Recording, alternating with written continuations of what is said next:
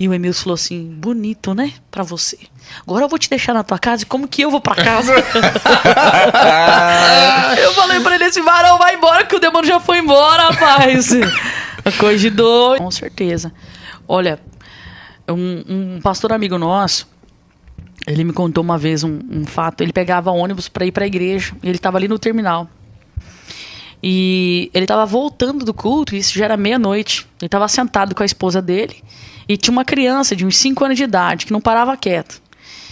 E essa mãe já tava azucrinada já com aquela criança. De repente, aquela mãe falou bem assim pra aquela criança. Não vai lá não, porque o bicho papão vai te pegar. E quando ela falou isso, o pastor viu, quando abriu um buraco no chão, e um demônio saiu. Quando o demônio saiu, que ele foi pegar assim, como se fosse entrar na cabeça da criança, ele deu um grito.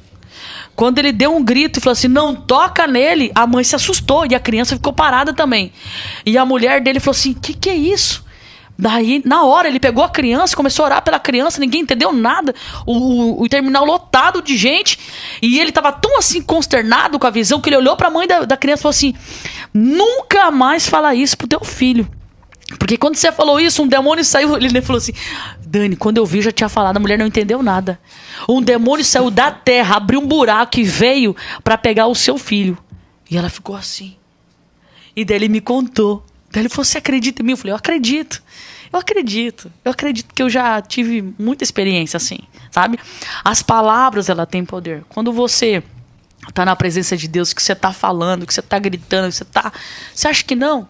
Tem poder. Quando você ordena, quando você dá ordens, tem poder. Conselho é que você tenha muito cuidado com as palavras. Seu filho pode ser arteiro, hiperativo. Libera palavras boas para ele. Libera palavras boas, que ele é uma bênção. O contrário daquilo que você gostaria de falar, talvez, né? Naquele momento, assim, você faz o oposto. Porque as palavras, elas têm poder. Então, isso é muito perigoso. Isso é muito perigoso. Foi forte também. Essa foi uma das primeiras que eu tive depois de convertida mesmo, né? Tava eu, o bispo Ramon e a pastora Eliane. Eu falo do nomes para vocês entenderem que é fato mesmo. Tinha um casal que morava ali no Country, que eles trabalhavam no consulado. Então eles falaram pro bispo, tem como, sei lá, cuidar da minha casa e tal, que eu vou viajar e tal. Aí o bispo falou assim, então vou aproveitar, vou fazer um propósito lá. E ele me convidou. Fui eu, ele e a esposa dele. A igreja, naquela época, a igreja dele estava passando por um processo muito difícil, espiritualmente. E no caso, quando ele estava ausente, quem coordenava lá a igreja era o pastor Elias, na época. E nós fomos pro Country. Começamos a fazer um propósito lá de jejum. Nós ficávamos o dia todo jejuando. A gente estragava 5 horas da tarde. Aí depois que a gente ia comer alguma coisa. E daí teve 3 fatos que aconteceram, né? Sobrenaturais. Eu, naquela oração, porque o bispo ele tinha uma pegada muito forte de libertação. E eu vi o jeito que ele fazia. Então me chamava muita atenção, sabe?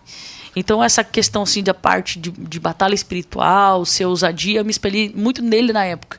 Porque ele foi, na época, ele era uma referência nessas questões. E daí, ele terminou o jejum, e ele falou assim, filha, eu vou lá tomar um banho, aí depois você vai também tomar um banho e tal. Aí eu falei, beleza, bispo, então tá. Sentei assim de frente pra... Tinha uma piscina, tinha um degrauzinho, sentei ali. Eu tinha um Nokia 2280, lembra aquele azulzinho? E ele foi o primeiro aparelho que veio com um gravadorzinho, que você podia gravar alguma coisa. Era 1 minutinho que podia gravar. Aí eu falei, quer saber? Eu vou registrar aqui esse propósito. Porque o Elias tinha ligado para ele e falou assim, bispo, continua aí na oração, porque o culto foi tão tremendo que não teve nem palavra. Tanto poder de Deus. E a gente ficou muito feliz com aquilo. Então eu pego o Nokiazinho e tô aqui gravando, ali de frente pra piscina, né? A casinha era muito boa, por sinal. Tô aqui e falei assim, oi gente, hoje é dia tal, nosso tanto dia de propósito, e o pastor Elias já ligou dizendo que a igreja tá uma benção, não sei o quê. Rapaz, de repente, na minha frente, tinha um sapo assim, porque lá é normal ter sapo lá no Country, né? Tinha um sapo assim e tal, e eu não tenho medo de sapo, tava ali, de repente aquele sapo, diante de Deus, ele fez assim, rapaz... Eu olhei para aquele sapo e não acreditei. Sabe quando você olha assim? Aí eu olhei assim Ele fez pela segunda vez. Eu vi o som da boca saindo daquele sapo. Ele deu outra gargalhada. Rapaz, eu dei um salto tão grande. Saí correndo, até perdi o celular lá. Fui lá e chamei o bispo. Falei, bispo do céu. Contei pra ele. Quando ele chegou lá, o sapo já não tava mais lá. Aí o bispo falou assim, nós estamos em guerra. Começou a ungir tudo lá e pá. Aí tá. Eu falei, bispo, cara, eu falei assim, é coisa terrível. Na casa desse irmão, do irmão Benê, lembra dele? Irmão Benê? Esse não. Ele tinha trazido de navio uma TV dos Estados Unidos. Aquelas TV quadradona, grandona, assim, elas eram bem grandona, embaixo tinha o som. Na época era a última geração. Aí nós sentamos na sala, o bispo vai lembrar disso, pra contar o que estava acontecendo. E eu comecei, dele falou, calma, me conta. Eu comecei a falar pra ele, William, diante de Deus, a TV ligou do nada no canal do Exorcismo. No filme do Exorcismo. Tava passando o filme do Exorcismo num canal lá. Na hora que aquela menina tá andando assim... Rapaz, mas a gente levou um susto. Um susto. O bispo, eu lembro como se fosse, acho que ele pegou o controle e fazia assim, ó, pra querer desligar. Isso, detalhe. O irmão Benê vai lembrar disso. A TV desligou e... Pum, pegou fogo. Queimou. A TV dele. Estragou a TV. Aí eu falei assim, bispo do céu, vamos orar. Aí oramos tudo. E tal. Eu falei, Deus, o que é isso? E eu esqueci que eu te falei para Deus que eu queria ter experiências sobrenaturais. E tudo comigo acontecendo isso. A gente foi dormir. Quando a gente foi dormir, eu peguei, tomei um banho, desci. Quando eu tô descendo a escada, eu pum, senti como se fosse... Sabe quando pega um ossinho de galinha, você faz assim... Tuc, sabe aquele barulhinho? Tuc, no meu pé. E eu senti uma dor. Eu falei, mas como assim? Sabe, andando normal.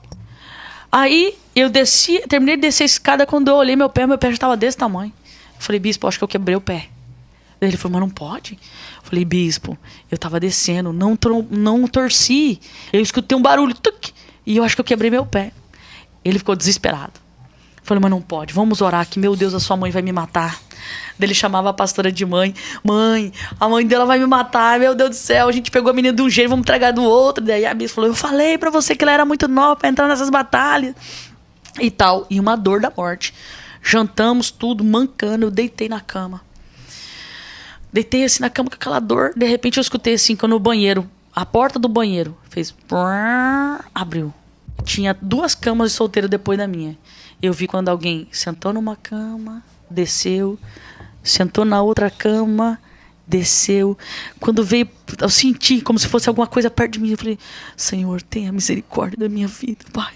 Manda embora esse demônio. Aí eu tava virada pra porta. Eu vi. Quando ele passou pela porta, detalhe, ele abriu a porta. Era um homem de capa preta.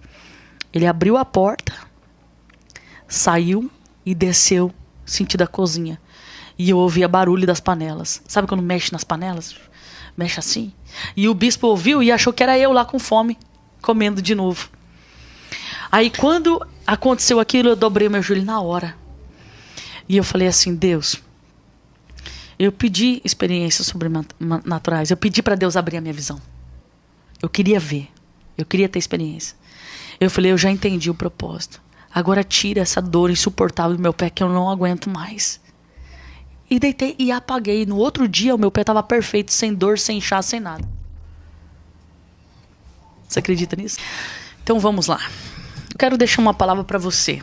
Que talvez ouvindo tudo isso aqui, você tenha falado ao seu coração, eu também preciso de uma libertação. A Bíblia diz que quando nós conhecemos a verdade nos liberta.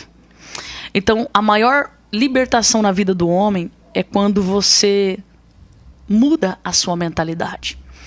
Quando o Gálatas diz assim que nós precisamos ser guiados pelo Espírito e não pela carne, e Gálatas fala assim que a carne e o Espírito, elas brigam, porque elas não se comunicam.